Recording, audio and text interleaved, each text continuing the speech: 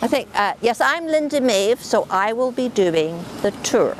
And now you're going to give an introduction, but before we get any further... I'm only going to introduce you. Okay. We do, because I work for the city and we're very aware of this, we do have to make a territorial acknowledgement that we are standing on unceded Coast Salish territory. If you were at Douglas College, they say Kikite, because that's our local nation, the Kikite. But there we are. Welcome. And I'll show you my first picture. This is my rainy day way of doing it, because I really thought it was going to pour with rain. Can everybody hear me? Yeah. Because if we're talking about the history of this park, well, we'll start at the beginning in a bit. I have to know I'm Irish, so like this. But we have to talk about the Provincial Fair. It was huge, and I'll pass this around because I really like this one because it gives us a great feeling for the park. And I'll just tell you, this is the original Provincial Building, designed by Grant and built in 1899, but embellished and sort of morphed into this building. See, the flags are flying, so we know it's supposed to be during the exhibition. Pass it around, and here we don't have the women's building here yet and the industrial building. So these are buildings along here, and then here's the field that you see over there. So these are all buildings built specifically for the new Westminster exhibition. Oh. So that's First Avenue on the left? That's right. First Street. Yeah. First Street. Yeah. So let's have a look at that. If you want any more information, I copy the information from the archives. So there, have a look at that, and then we'll go back. We'll begin at the beginning. So exhibition of what year? That one was probably, did they have a year in 1905? Yeah, 1905 was a big year because that was the year the exhibition became the sort of Canadian national exhibition. It sort of designated certain ones as exhibitions, and that's when they got $50,000 to build and embellish these buildings. Really pricey people did. Really expensive. I like that because it gives us a good idea. It certainly gave me Dominion Exposition. Dominion Exposition, yeah, 1905. It was a huge thing. So we'll start with Colonel Moody. Colonel Moody. And it was his decision to make New Westminster, well, not the capital, but a very important city. Governor Douglas, we're with me here, Governor Douglas thought that Derby, just below Fort Langley, would be a good site, and heavily recommended that. But Moody was already having doubts about it before he arrived here. He took one look and said, no, we'll never be able to defend it against the Americans. We have to be on this side of the river, and he liked New Westminster because it was on a hill, so they could see out and they could see what was happening. And it's not that long since they had great discussions about the border. They were very concerned, the authorities that is, very concerned about the flood of American miners into this area. 30,000, I'm sure you've heard that number, in 1 year alone. You mean and that's the gold rush? The gold rush, 1858. And when I do this tour, I do a tour for the children, a program I should say, and we call it Gold Rush. And I sort of, good people of Victoria were all at church, and it was a lovely sunny day in April, and out they come from church, and of course the girls have all washed their petticoats and the boys have their hats on. My goodness me, there's strangers walking around here with guns and bowie knives, and of course, you know me, I put quite an act on. So, so the children go like this, and I said, and there was 300 arrived, and then the next day another 300, and maybe next day 200, and I understand one day in July, 1,700 miners arrived. This isn't the history of the park, but I just thought I would tell you this. And so the British authorities became very alarmed, and that's why Colonel Moody and the Royal Engineers were invited out. If you invite soldiers, or did you just send them? And that's why they arrived here, to establish a British presence on these shores. And we just heard that Colonel Moody said, no, that won't do, and he moved the site of the camp here. If you look over that way and you could see through everything, you would see Sapperton. And Sapperton was the site of the Royal Engineers camp. Sapper being the nickname for a Royal Engineer, Sappertown became Sapperton. But that's a story for another day. Very good.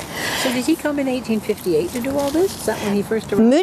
Moody arrived after the rest of them. It was 1858 or 1859. 1858, Christmas Day, I think he arrived. He arrived in 59. 58, 59. But the first detachment were here, and they moved from Derby over the course of that time. And of course, nothing was ready for them. By the time the Thames City had all the families of the Royal Engineers arrived, there was nowhere for them to live. Apparently, they lived in some very nice tents left over from an Indian campaign. There's nothing else here then. I mean, there was nothing here then except all the next. There was there were First Nations presence. I think about it like layers. First Nations history here is very storied. I mean, we're by the river. The river's a great source of food, and it's also a highway. So we have the Musqueam, the people of the river grass that way. Here we have Kwantlen, and here we have Cookite. Up that way a little bit we have the Quitlam, and of course Stalo, the people of the river. So there are going up and down. If I start talking about the history of the Cookite, we'll be here till 7 o'clock. But I do know their chief, Chief Rundle Larrabee, and we've worked on programs together. The Kwantlen moved out. They decided, very entrepreneurial spirit, oh, things are looking good up at Fort Langley. Those people are going to need some help and some supplies, and we will do that. And so it became more of a Cookite area. So there's that layer, and then of course the second layer, the Royal Engineers. Why Moody, Richard Clement, is important is because he took a look at this area and says, what a fine old park this hill would make, and reserved it. Where we're standing was not actually part of the city. The city ended, Moody's plat for it ended at Royal Avenue. So in 1877, New Westminster Council asked the provincial government if they could have this land. It moved around, but originally we settled at about 80 acres and make a park of it. So this was declared a park on 13th of June 1877, which is why I chose this year, because it's an anniversary of sorts. But it took a while for the legislation to catch up and technically become it, but there we start. Now, then we jump to Lord Stanley's visit. Lord Stanley of Stanley Park. Before he made it over to Stanley Park, he was here. And he decreed that this would be a park, the sort of the official invitation, and he planted a tree. Somewhere. But that's many years ago, so not much of that stock has survived. So those are the beginnings of the park. And then the idea for the exhibition arrived. Now the provincial exhibition was huge. You've got people coming down the valley. You've got people coming from Richmond. I read that one year the prize list amounted to 134 pages in the newspaper. So this fair that we've just seen, a little bit of, is very much a part of this park. And Elwyn, when I wrote that tram program many years ago, I had no idea quite how important this fair was. Otherwise you would have had a lot more references to it. We just talk about the children going to Stanley Park. Well, lots of people were coming here and on the streetcars. So if this was 1905, how did New West feel when... Well, it was 1899 they built the first building. I know, but that picture's 1905. when it was first a national exhibition, and then somebody came along and said, let's have a Pacific national exhibition 5 years after. It was just for 1 year that this Canadian national thing moved around, but I think they were very pleased to get the money. Yeah. Very pleased. They weren't always that pleased when people offered them things, though. Jump to 1911. A Japanese businessman was very excited at the thought of Admiral Togo paying a visit here, and he offered 130 cherry trees. And he's standing right there in council, and this alderman gets up and says, well, we can't have aliens beautifying our parks. That's a very, that's not an exact quote, but it's pretty close. And I went, okay. He also wanted to build a tea room, which I think would have been rather nice, a Japanese tea room. And then wiser heads prevailed, and a week later they announced that they would accept the offer. Again, here comes up a question. When those cherry trees began to arrive in the United States, about the same time, 1912, that's when Lady Taft dedicated the mall in Washington, and these beautiful trees were supposed to be planted. The entire lot, 2,000 trees, had to be destroyed because the Americans were very aware of diseases that were brought in by trees, and they were inspecting stock long before we were here. So where do we have another little picture here? Oh, this is one of my postcards. This will be a very busy place next weekend because it will be the site of the Fraser Valley Antique Club, something or other. And they have postcards and all sorts of lovely things. And we'll start at this end. Arrived in New West this morning. So here we are, and you can see over there, behind here, these houses still here. This one was here.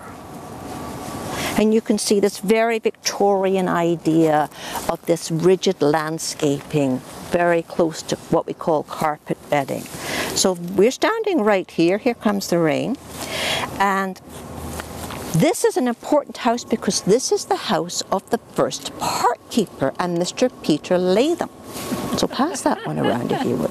And Mr. Latham actually laid out the grounds of the Ontario legislature. So he had quite a skill.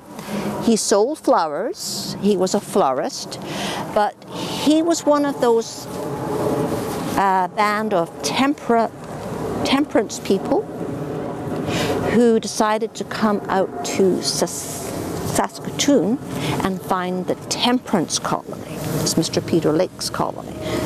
Temperance was very, very important back then. Because there were so many public ills that could be attributed to drunkenness, because you didn't have legislation for women who were abandoned. But that again is another story. But I always think of Mrs. Latham.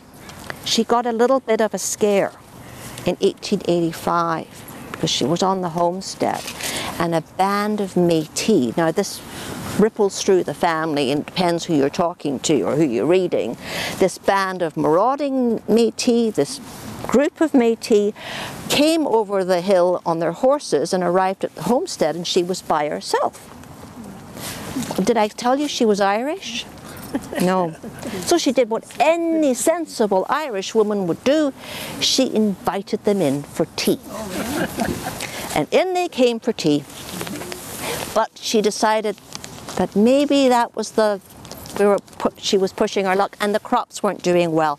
So they moved to New Westminster, and Peter got a job in 1901 landscaping this beautiful park, and he really went to town on it. He imported a huge amount of stock from France. He had purple beeches, hollies, yews, all sorts of beautiful trees. It doesn't mention monkey puzzle trees. I love talking about monkey puzzle trees. So let's have another look at another picture. This is a little bit better from point, because you can see that house. See the greenhouse over there? You can see it here, and you can see here the gardener's house, and it says the Rose Gardens. So we'll pass that one around. And then they're always to the information sheets on the back.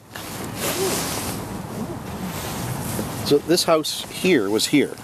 Yes, just here. Right in here. Just here, just here. And you can see that's very, very these yews. So these trees are about 100 years old. They're 100 years old. They would not have been here because this is where the house was. Where the house was. So yes. it must have been planted, yeah. I did read it in the 1960s. That 1960 was a big year because it was the 100th commemoration of New Westminster becoming a city. 1960 they went through and they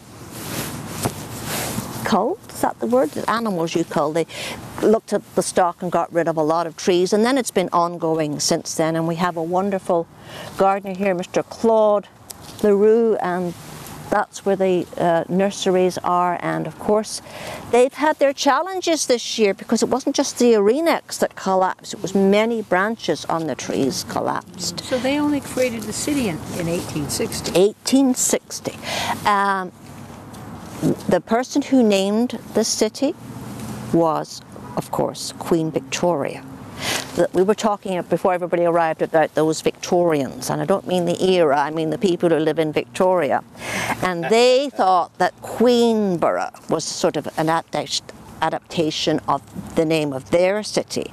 So Bulwer Lytton, Eddie, as I think to myself, Edward Bulwer Lytton, took on the task of selecting some names and sending them to Queen Victoria. And she was graciously pleased to choose New Westminster. She thought that would be a nice name. Update. There are, of course, just read this in the local paper on Thursday, there are ideas about changing the name of the city. Back to a native name? Yes. But I would suspect that a lot of the newer buildings would get native names, but I don't know how it's going to pan out. I think they missed the ball with the Anvil Centre myself, but the locals, one of the newest schools is called Kikite, after our Kikite people. And of course, New Westminster became the provincial capital, or the colonial capital, for 2 years. For 2 years, until we were just talking about these Victorians.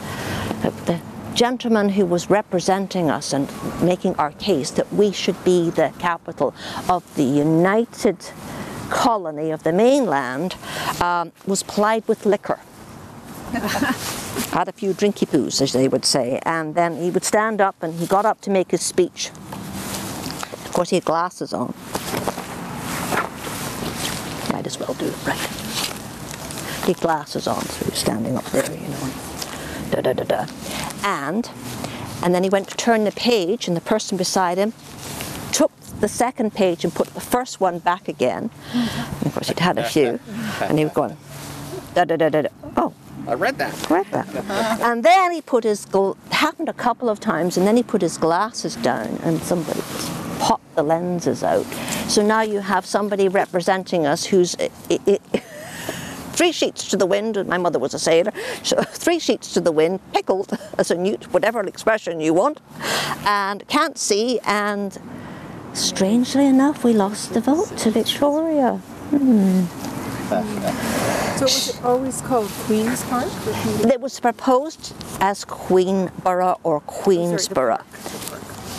No, the name of the city was, yeah. When they dedicated the park in 1877, they called it Queen's Park. I forgot to say 1877 was the Jubilee of Queen Victoria, so lots of people were doing things. That's where the Victorian Order of Nurses gets their name from. And that is another long story of mine. So thank you for asking me that. And Edward Bulwer Lytton, I always remember him. He thought he was a bit of a novelist. Don't give up your day job, Eddie. He was responsible for that famous starting line, "It was a dark and stormy night."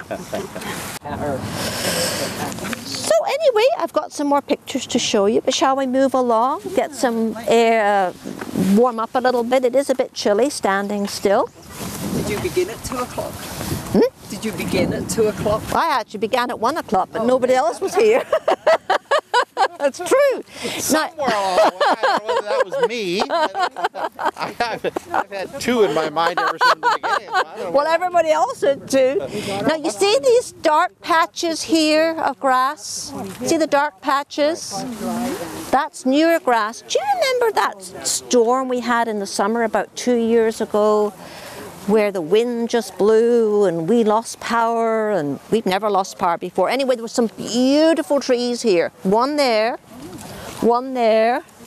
and one down there, and the wind just must have funneled through that gate, blew them over. It was in August. Right.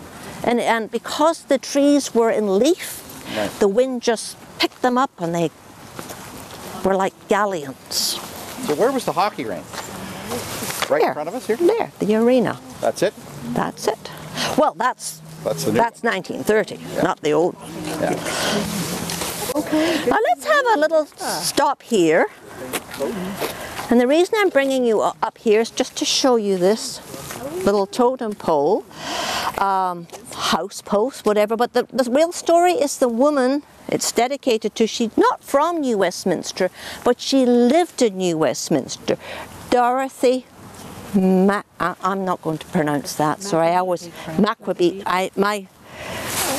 I'm going to learn Halkamelum with Larry. He's got his work cut out teaching me, but I have to because it's so important.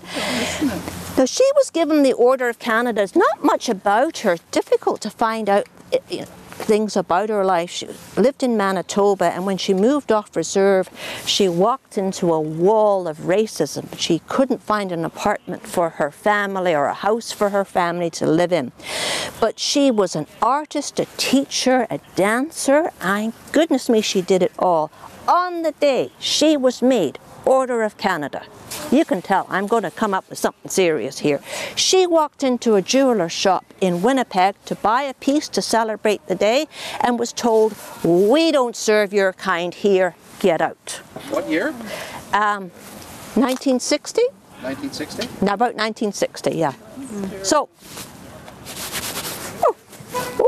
that was a bit of a shock, but it's hard to find an awful lot about her. So if anybody's interested, that's a story to develop. It is a nice, yes, it's nice. And they did have totem poles or facsimiles of same in the park, but they, of course, were burned down with the Great Fire came in 1929. But I'm getting ahead of myself. Sorry. What nation did you say she was from? I don't remember. But she's local? No. She was born in Manitoba. Manitoba. I believe she might be Cree. I wrote it down, but it's not gone in there. You know, there's a cute little park in Coquitlam, just on the river. Yes. In the United Way. Yes. Shopping area. It's this little park, and it's Macquabe. It's the same. It's the same person. Same person. And there's a little bit of a landing slip named after her too. Yes. That's about all I could find. I kept on getting that when I was looking. Are they going to let that deteriorate like traditional totems? Like traditionally a totem pole, you put it up and then you let it deteriorate until it falls over. Well, I don't know, to be quite honest, but I think it is. I think it's aging nicely. But it's from a time where I'm not quite sure who carved it. Do you know what I'm saying? It's like, let's get that turquoise color from? Yeah. Look quite pretty. I like that turquoise color. Oh, look at this lovely deodora, and of course some beautiful pines here. Some of that white. I don't forget. It's beautiful, isn't it? That wasn't up here the last time I was here, but it's just come out. And some beautiful lilies.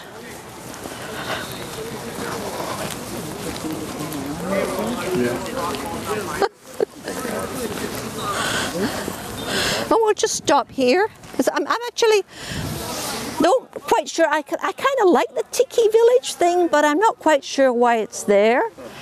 This replaces, or it was actually heavily restored, and the original bench was built in 1912. So built by the same company, New Westminster Iron Company, which did the gates. Now you can see why it's so busy in the park. There's a series of lacrosse games on today. Lacrosse was huge in New Westminster. Of course, those players from Vancouver, the crab eaters, called us the salmon bellies, which was supposed to be a derogatory term, but the New Westminsterites loved it and adopted it. And lacrosse was so big here that when they had a lacrosse game, everything shut down. Those interurbans from Vancouver, and the system that started in 1891, and Elwyn knows that if you get me starting about interurbans, we'll be here until midnight, so have to go. That's enough. So they would actually charter special interurbans, and I've seen pictures of the men, it's mostly men, standing on flatbeds like this with no railing or anything, chugging along the tracks just to get those people into the games, and the vice versa. When there was a Vancouver game on, New Westminsterites poured onto the interurbans to get to Vancouver to watch the game. So it's nice to see it still alive and strong. And that is the 1930 building, the arena, which was built in 1930 with what insurance money they had after the fire. We'll talk about the fire in a minute. Why is lacrosse so popular here? Is it the First Nations influence? Originally it was First Nations. It came across from the east and it just became very popular in New Westminster, and there's a chance to plug the New Westminster Museum down on the 3rd floor of the Anvil Centre, because it also is the Lacrosse Hall of Fame. All right, what are we doing standing looking here? These are the Parks Board offices.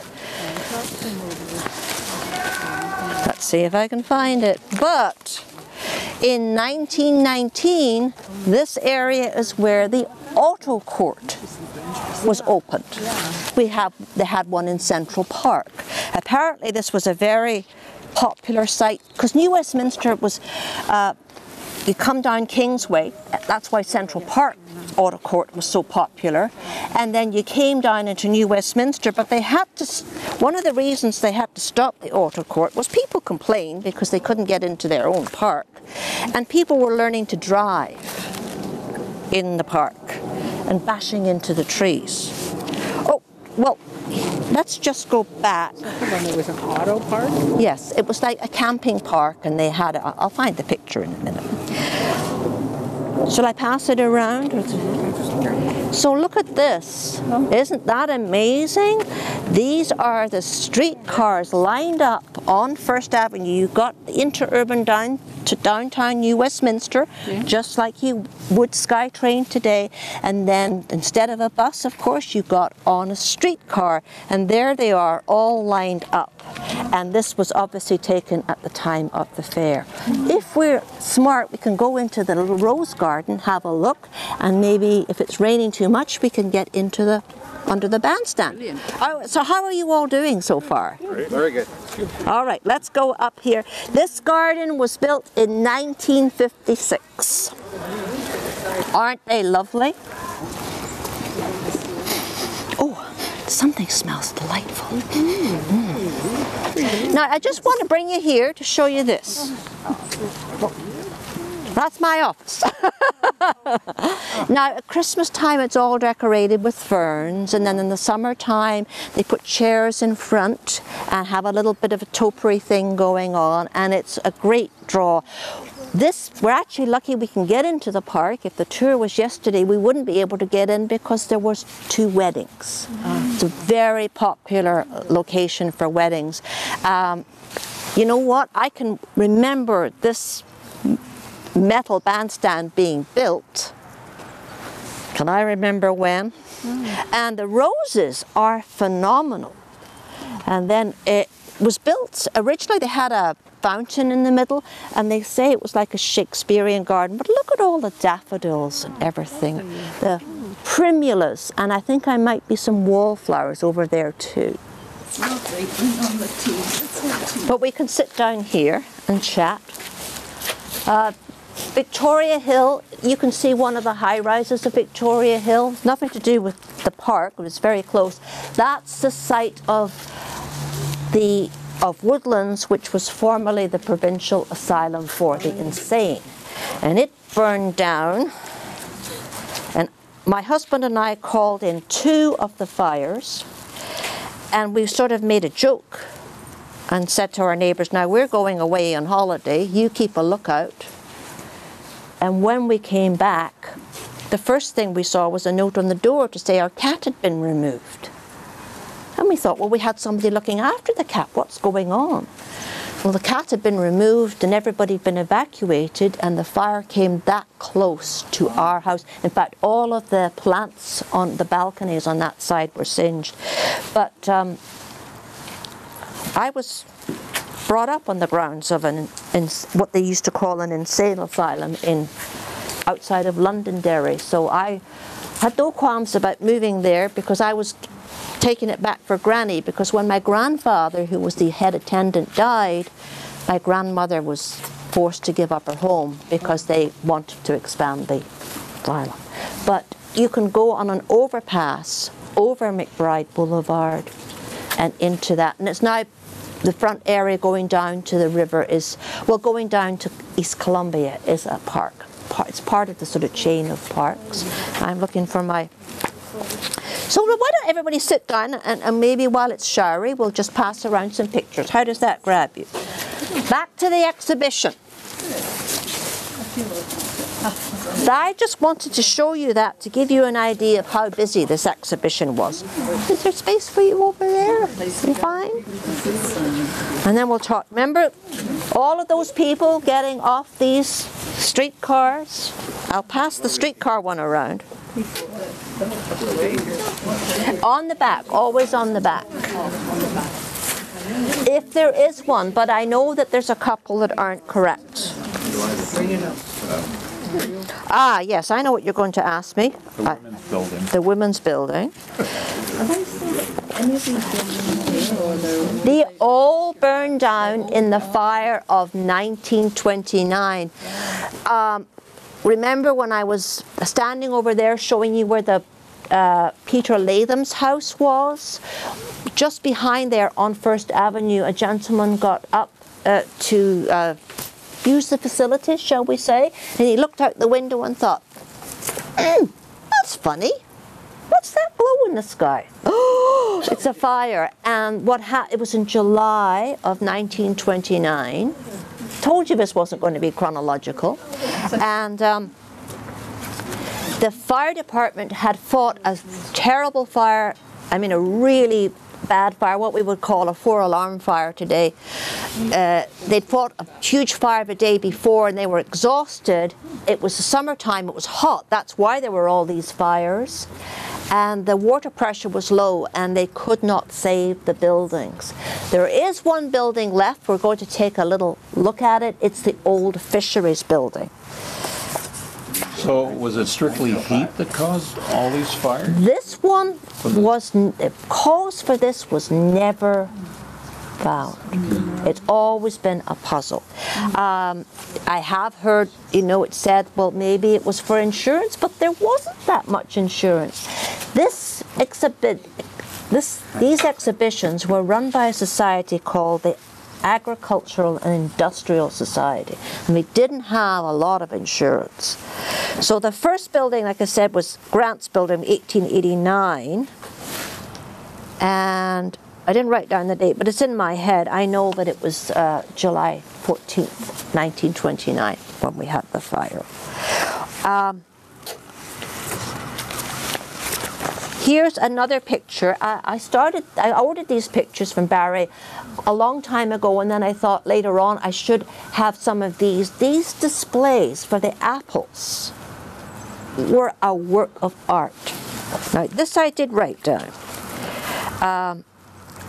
All of the categories. They had a category for cattle, horses, sheep and goats together, swine, poultry, dairy produce, seed, and fruit.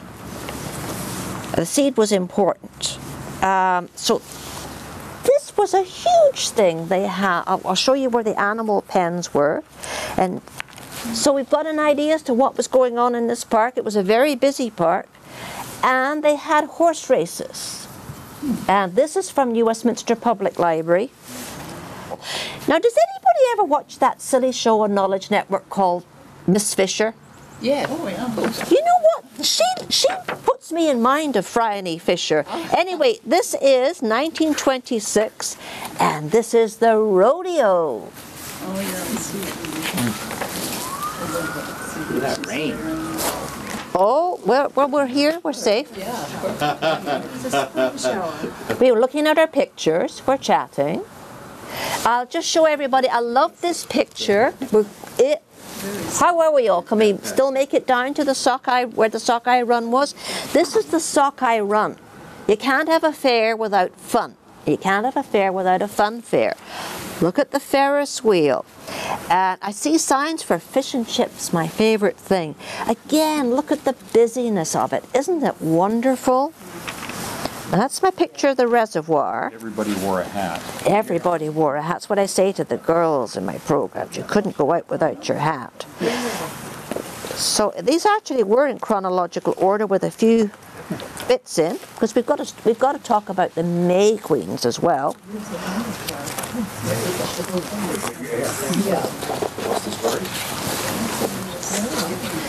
It is on the back of it, the information. Hold on to them. Read them. I usually have pictures in a different thing, but I knew it was going to rain. Oh, look at that. So the exhibition occupied like all this part down here. What we have to the back of us wasn't really developed until the 1960s. Again, on that 100th anniversary of New Westminster becoming a city. They put a road around the southern part in 1912. This Royal Agricultural, did I tell you they were royal? We are in the Royal City. Royal Agricultural and Industrial Society, they closed off the gates. You couldn't get into this park when the exhibition was on unless you paid your little piece of money. And they made money, and they plowed it back. And guess what? The citizens of New Westminster made money because you're getting off downtown at the station. You're going to mill around for a bit. Maybe you're going to buy an ice cream cone there. Maybe you're going to do a bit of shopping. There were lovely stores in New Westminster. It was famous for its Golden Mile and its lovely stores. And then you're going to get up here. Philip Timms, the famous photographer, and the Vancouver Public Library have a great collection of his photographs. He's got some lovely photos of the fair too that you can look. And you can look up all of these online, but I decided to stick with Barry. He just did the photographs for me. Well, what happened in 1929? Here is one of the pictures. I just chose one, but it will give you an idea of the ferocity of the fire. And it just ate up the buildings. They're wooden. There's no water pressure, although there was a fire hall very close. This is a picture of the Women's Building in flames. I thought what a strange building. Oh, there's my...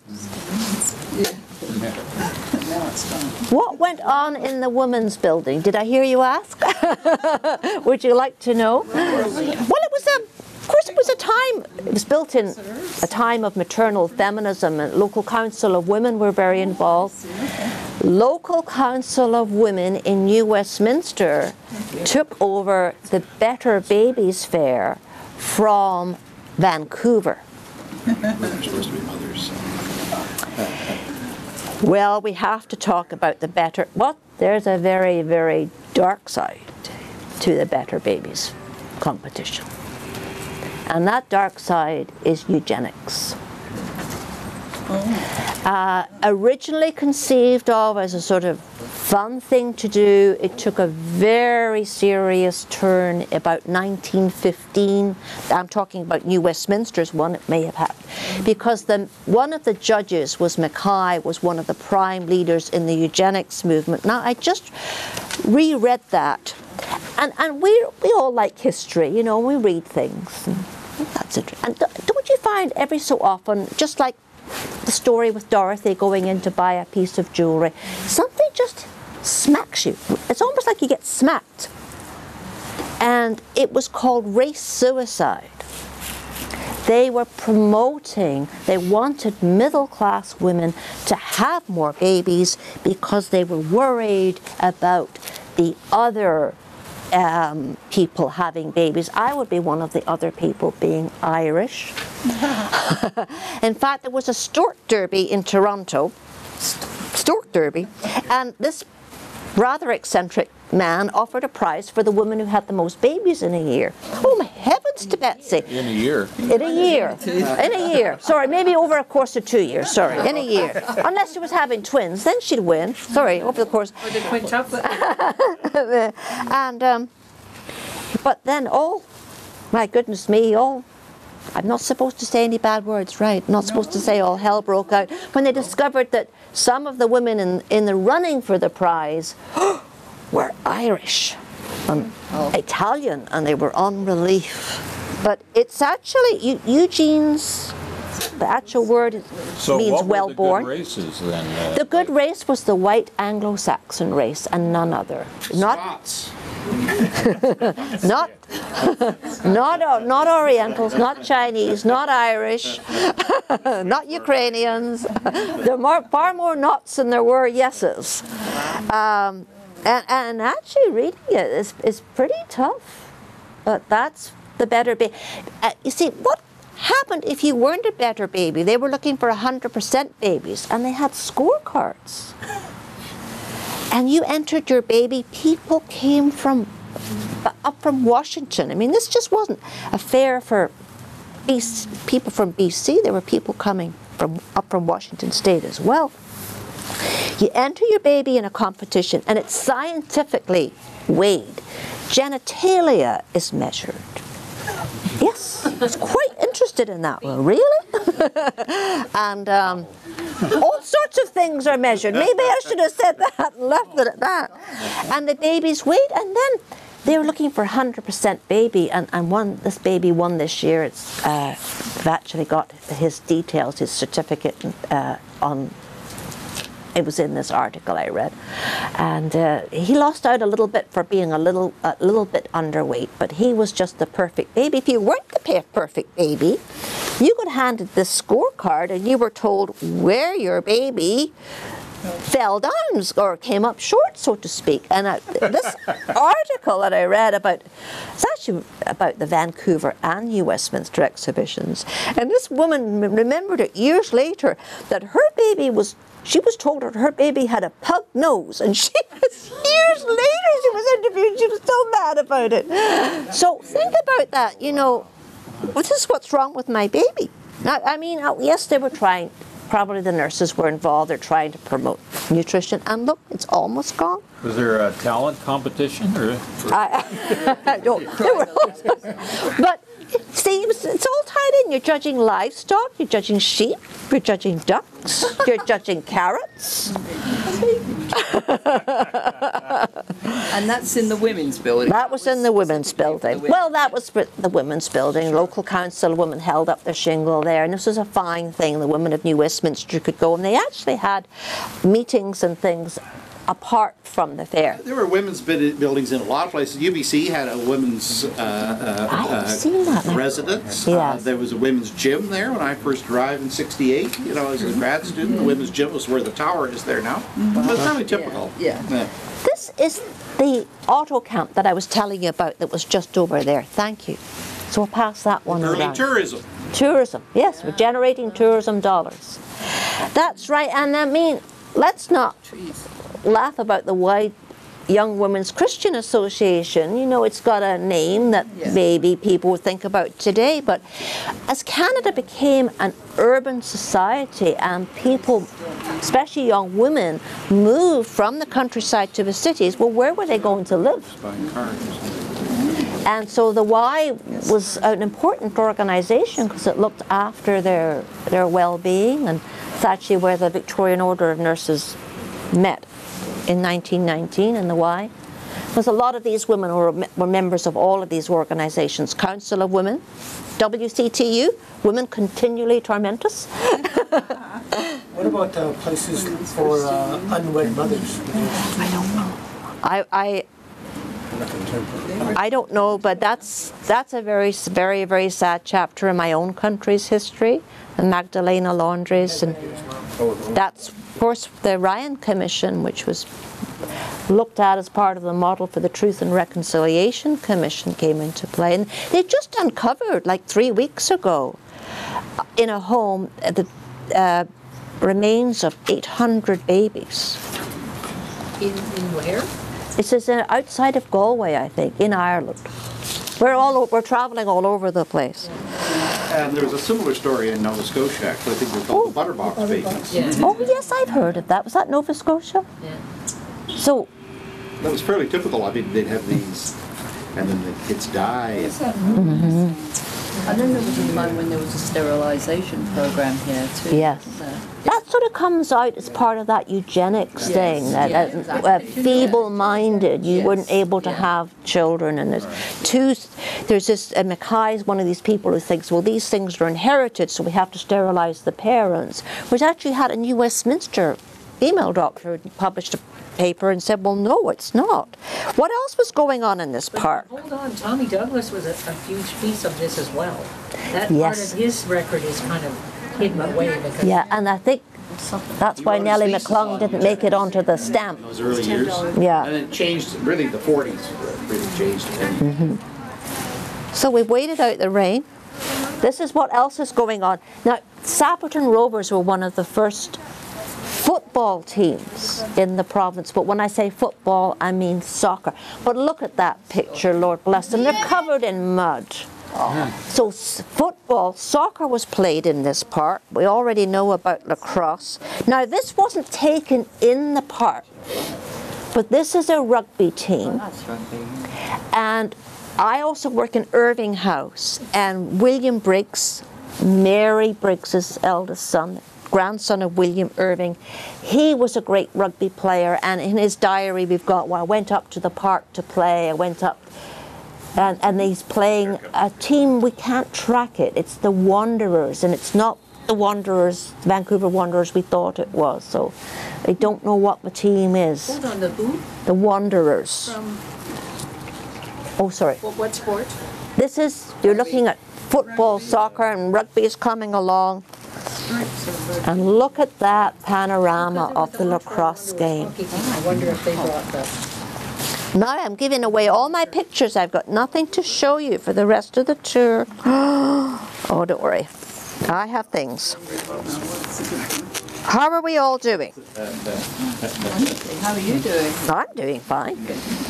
I've waited out the rain. I think I've been very smart. I've obviously paid my weather taxes. Gotta get it right. So this is here. The rugby, this is here. That's that field down the there. field That's down the there. field down there.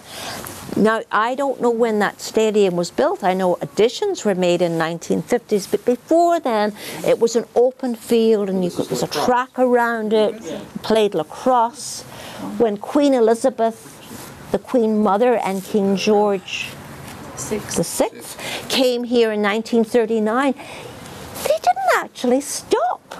They came into the park, drove around the field. They had like 2,900 children doing dances and exercises on the field. Apparently it was 150,000 people here that day. You think SkyTrain's bad now? It took hours for the crowd to be dispersed on the interurban. But they drove slowly around the track, but they didn't actually stop. And then they got out at a specially constructed little station down close to the pen and got on the train and went east. So I thought, that's an awful lot of work to go to when they didn't actually stop. But apparently New Westminster was told there's no time in the schedule for a stop.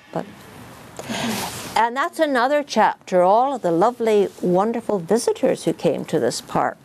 well, that's the Minto lacrosse team. Do you know when the exhibition stopped? 1929. So it was 29. Yeah, I'm surprised because there must have been competition then between the two exhibitions. Yes, there was. And there clearly wasn't room for two huge exhibitions. And it's rather strange when the Peony opens up, there's almost no reference to it in New Westminster papers, like they're just ignoring it. And Still bitter. still it was. But what happened in July was that all of these beautiful buildings that I showed you at the beginning, the women's building, the industrial building, the building that was here had all of the beautiful BC woods in it. It was like a calling card. And that went up in flames. But there was a very prominent visitor who'd been invited to open that fair, Winston Churchill. And they went ahead and they hosted the fair in these giant tents. I think actually, if we looked at one of my pictures, we might see the tents, huge tents.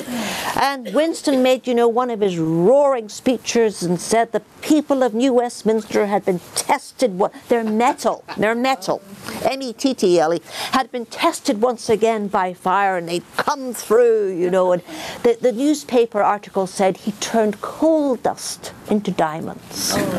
Hyperbole, you know, nothing wasted. What year was that? That was 1929. And I think if you look at this one here, you can, you can see a lot of tents. I did have one where you could see some tents, but that's Frida. And now we've got to leave some time for talking about me. Did the place burned down after the stock market crash or before? No, before. Well, before, and that's one of the reasons it wasn't rebuilt, because of the depressions. There was no appetite, but clearly it couldn't support, especially in a time of recession. Thank you for prompting me about that.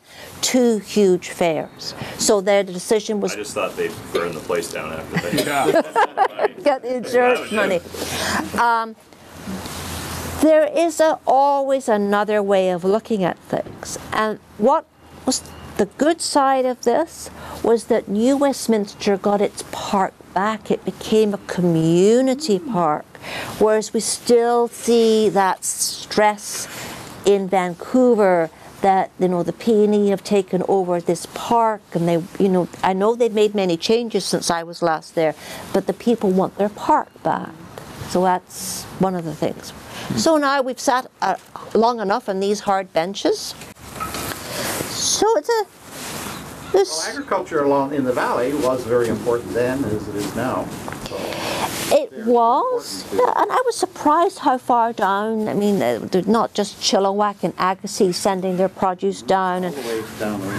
quite the coming down. Now I understand there was an interior provincial fair in Armstrong, but we still see a lot of people exhibiting at this fair, and let's face it, there was prize money. But think of the publicity. You know, I won at the Provincial Fair. I can't find Love exhibiting at this fair, but I found him at the Burquitlam Fair. There was Central Park Fair, there was Burquitlam Fair, there was a fair in Richmond. There were lots of fall fairs. This was the sort of granddaddy of them all, very much in the English tradition of the fairs. And certainly something was at Cloverdale. I mean, I guess... Oh, yes, absolutely. The Surrey Fair was huge. I looked at that. I was looking for somebody who was a farmer in Burnaby, and Elwyn and I used to look after, well, I used to look after his house, you still do, and gardens. So I was looking for him just to see if he exhibited. But the one vegetable that really puzzles me, though, is red celery. What is red celery? Yeah, and I found a name of a wonderful, I was looking again and found a name of a Chinese market gardener who exhibited at the Central Park Fair, and he won prizes for celery and cabbages and onions. And I thought, well, that's unusual because you don't often see those names in the list. I didn't see them at many other fairs. And a strange kind of lemon, like a wrinkly lemon. They would win prizes for that in the fruit category. No idea what it is. I couldn't find it online. There we are. So shall we leave this lovely garden behind? The cat size for the best baking competition. Oh yes. Yeah. Oh yes. That was a good incentive. Then this part was developed after 1960. Before then, and thank goodness for the chain gang. Because one thing I've noticed when I was reading the newspaper reports, the chain gang cut out the underbrush. The chain gang did this. The chain gang. So that would be from the penitentiary. Yeah. Oh, did that fall down, or did they leave it like that? Where was it? Quite close? The penitentiary? Penitentiary is that way. There was McBride, Woodlands, Glenbrook Ravine Penitentiary. So that direction. Is any of it left? The penitentiary, there's 2 buildings left. The offices, where they have things like, the original blocks where they have offices, like the physiotherapist there, and then the gatehouse is left, and there's a restaurant there. It's actually a rather good one. Why are we here? This is the only building left from the provincial exhibition buildings. It was, you can see there's a little bit of history there. If you have time when you want to come back, you can read it. It was built in 1908, and I'm going to show you exactly where it used to be. It was moved here in 1921. It was the Dominion Fisheries Building, and it was a very popular exhibit. They actually had a fish hatchery in it, and I'll show you where it was and then it'll all make sense. But of course it has been changed. It used to have beautiful windows here. We don't have any really good pictures of it in situ. You can just sort of see it in the background. It does have fire insurance. I hope so. I hope so. Oh yes. Now, if we turn this way, what do we see? Beautiful lane. It's called Lover's Lane, and here we have, there we have the picture. Looks like Prince, the painting. Yeah, like an alley, yes. So here we have, does everybody see this lovely picture of Lover's Lane? And then sometimes you'll find the area around Queen's Park where we met outside called Lover's Walk, but this was actually the Lover's Lane. And I love this picture, this vista. But I think it's amazing that it's still here, that it hasn't been altered or moved. When was this picture taken? 1920 sometime, I believe. There's so many events, by the way, that happened in this park, but I've just skimmed the surface. But I'm telling you about the most important ones.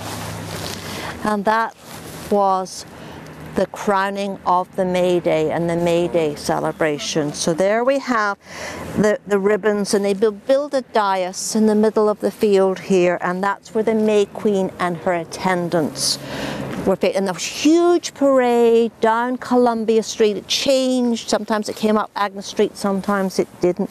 But there was a huge parade through the town, and this was quite the ceremony. It started off in 1870. Helen McCall was the first May Queen.